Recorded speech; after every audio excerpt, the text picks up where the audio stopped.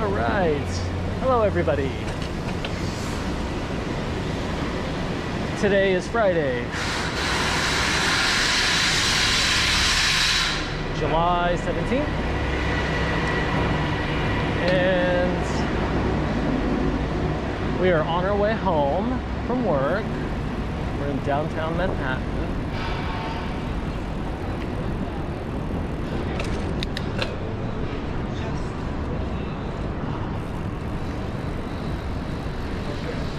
It is a little hot out, hot and muggy. I think it's supposed to get pretty hot this weekend.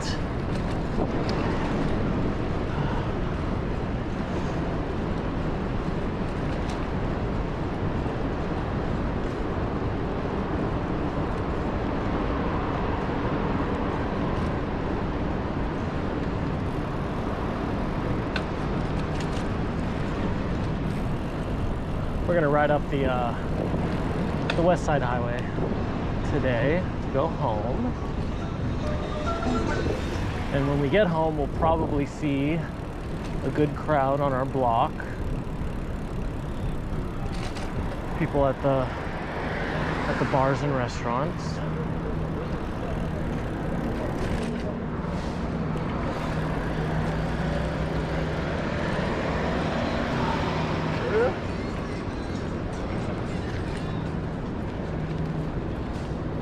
Continues to be very, very quiet down here in downtown. I think most of the offices down here are closed. I know most of the finance people are still working from home and probably working from home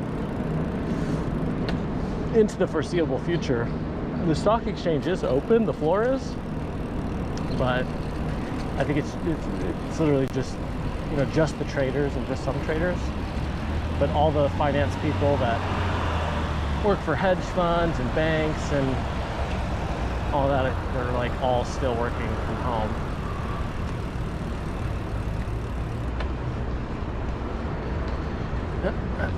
We're in the last few days of phase 3.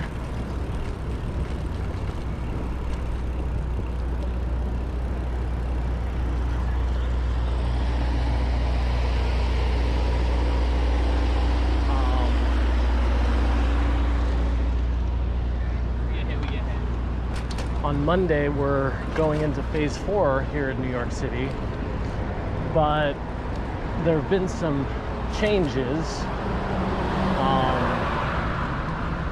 For starters, yesterday, Cuomo announced that there would no longer be alcohol sold to go from bars and restaurants.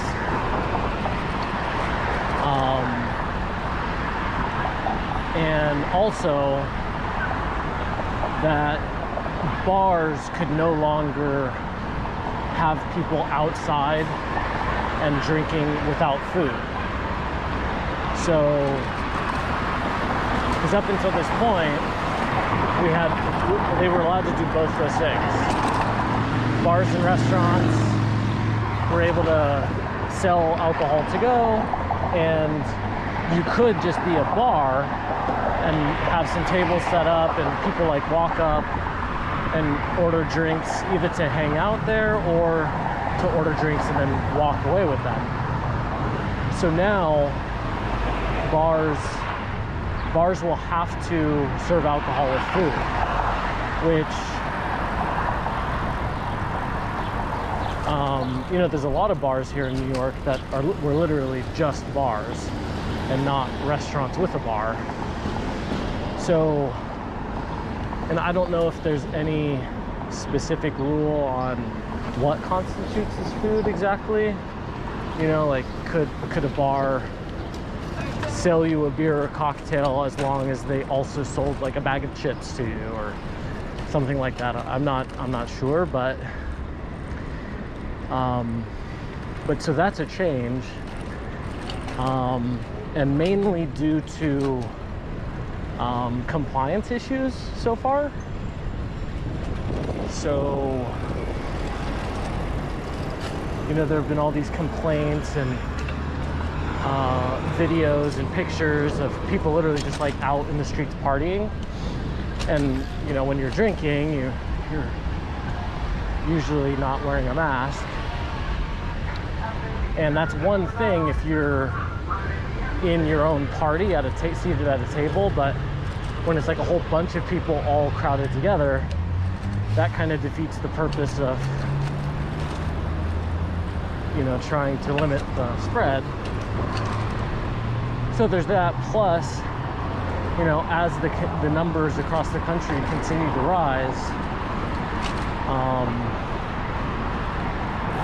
you know, that continues to put New York in a somewhat vulnerable state if people travel here, which, of course, there's nothing physically preventing people from either getting in a car and driving to New York or getting on an airplane and driving to New York. There is the quarantine mandate from, I think it's 22 states now, or 23 states, that if you're traveling from those states, you have to self-quarantine for 14 days, and if you don't comply, you could face fines of like $2,000, all this stuff.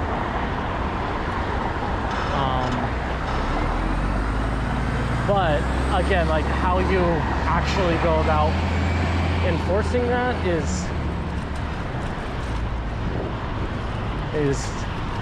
unclear. So that's why the governor decided to put these additional restrictions on bars and restaurants.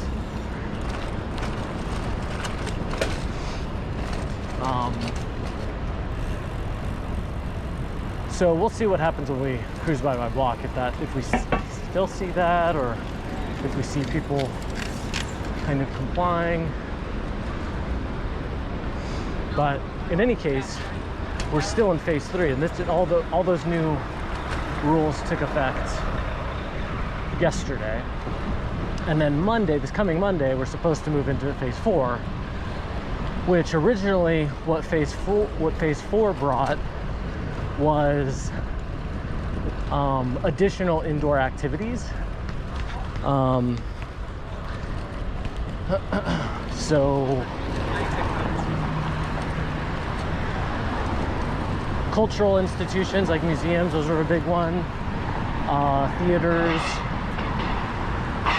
Under the original phase 4 plan, they would be allowed to reopen and let people inside as long as they practice, you know, wearing masks and social distancing. But now that part of it has been postponed, which is basically what the main point of moving into phase 4 was. So, I mean, they say we're still moving into phase 4, but without that, so that just sounds like we're not moving forward. But in any case, that's where we're at here. Good news is that all of our numbers are still looking really, really good.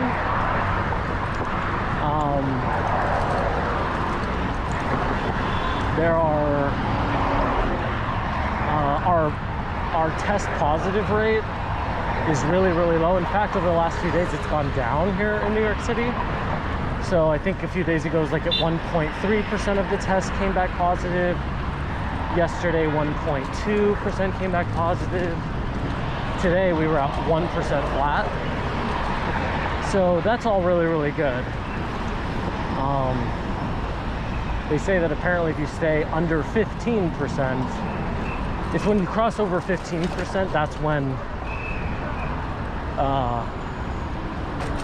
when it's really a problem. So we're well under that, which is good. Hospitalizations are down. Deaths are basically flat. So that's all good news. But you know, the only thing that I question with all of this is, okay, so our test positive rate is only 1%. That's great.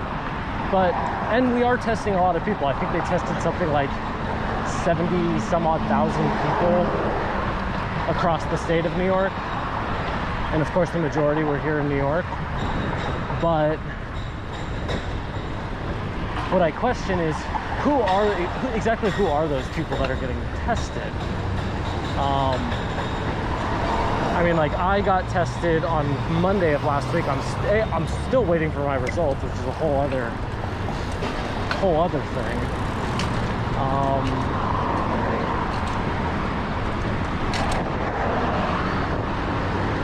But I guess an even bigger question for me is exactly, this isn't a random sample pool of tests, right? It's people who are choosing to go get tested. And maybe they're choosing to go get tested because they either have symptoms or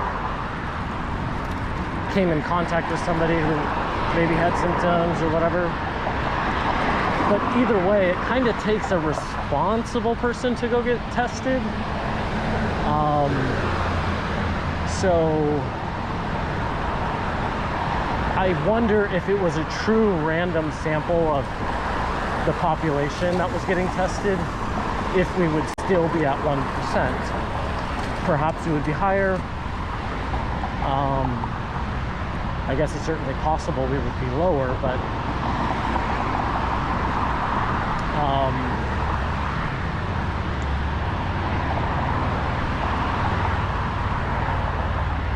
yeah, so I question that, and really, I guess you wouldn't even see, if the virus is spreading here in the city and it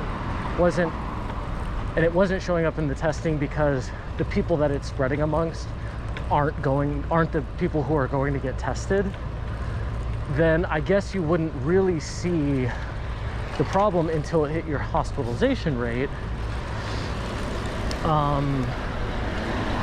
And that's a little bit of a lag time, about like a week, maybe 2 weeks before you start seeing a tick in your hospitalizations, from when you have increase in the spread. So yeah, so that's where I get a little stumped. But either way, I mean, from all the tests that we are doing, the numbers look good, which is good. So, but it's, you know, it's frustrating that we're being held back from moving forward with indoor dining, with you know, theaters opening back up and museums opening back up, not because we have data in New York City to suggest that the virus is ticking up, but it's because people weren't following the rules in the reopening plans, and the rest of the country is a hot spot. So that's frustrating. That both of those things did not have to happen, right? People had the choice to comply. They didn't. People had the choice to stay diligent and not let the virus spread more, but they didn't. And now we're, you know, paying the price for that. The consequence is you don't have indoor dining. You don't have your museums open back up. You don't get to go to the theater. Theaters don't get to open back up.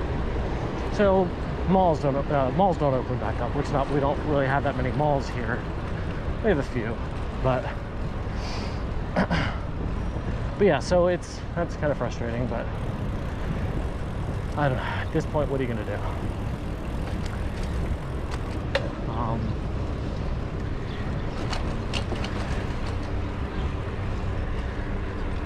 What you are gonna do is just enjoy your time as it goes by, I guess, which is what I will be doing this weekend. We're cooking pizza tonight at home. Sergio like makes the pizza from scratch, like the dough. It's always really good. Probably gonna make myself a nice martini when I get home.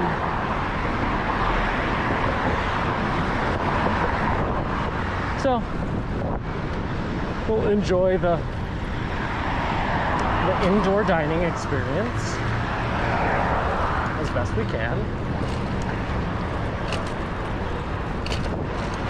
And then I don't know what I'm doing for the rest of the weekend, actually. All right. There also continues to be what I'm calling the mass exodus from the city. People just continue to move out. My friend Steven left. He's moving to San Diego. He might be back, but we'll see.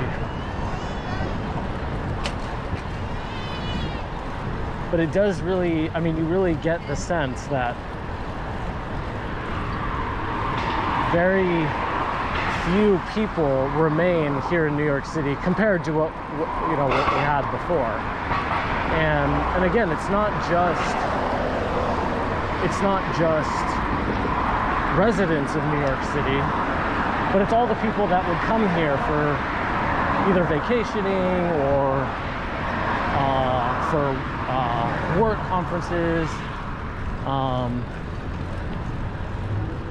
None of these people are here anymore, so the city just always feels a lot quieter than it was before. But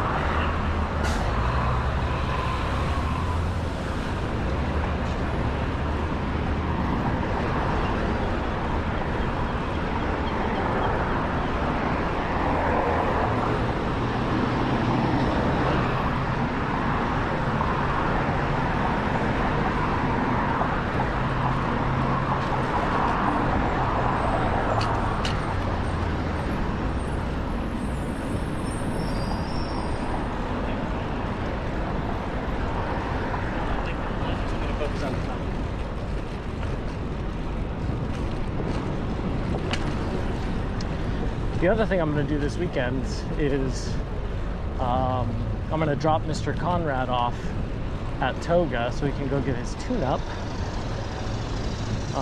Apparently,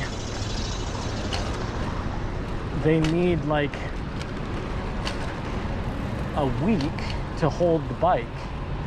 I don't know. Apparently, they do a lot of bike tune-ups. So I'll probably not have him most of the week next week. which actually probably works out because it's going to be like a lot of thunderstorms next week, or at least that's what the forecast calls for. So I probably wouldn't have been riding them all that much anyways.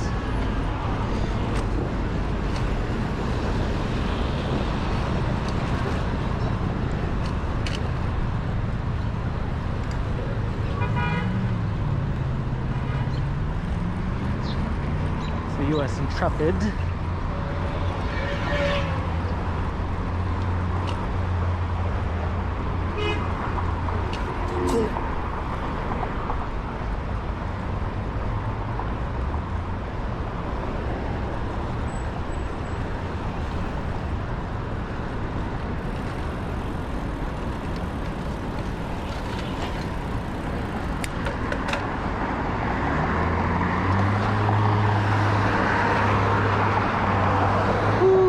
Hot.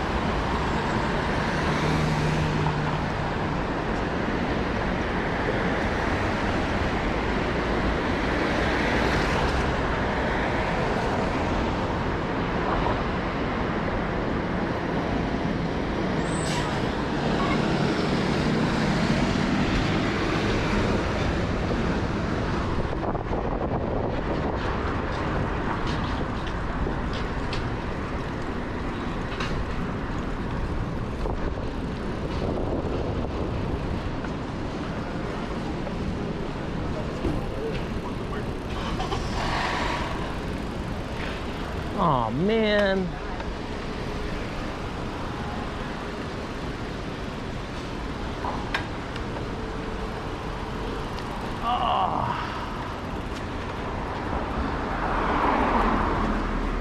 Oh man, I got a flat, y'all. Well, at least I'm almost home.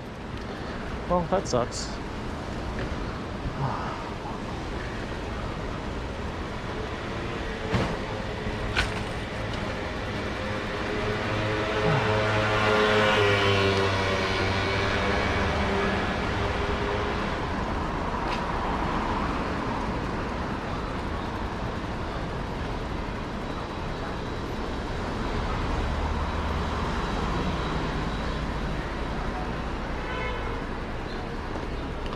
So now we'll see about my fixing flat tire skills. I have not had to do that since I was in high school. But luckily I have a spare tube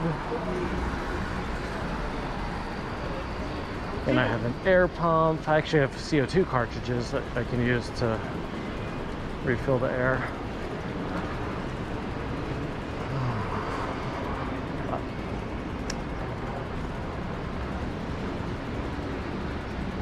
But at least it happened close to when I got home. I don't know what I ran over.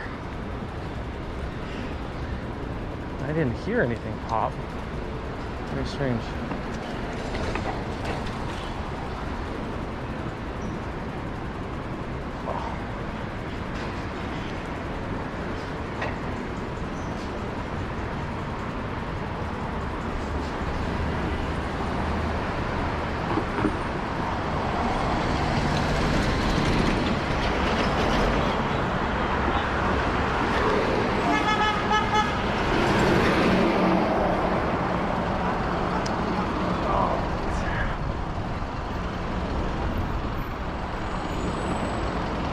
So this is our block, Restaurant Row.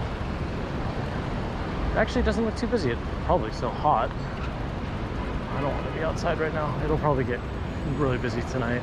It's a nice looking car. Riviera.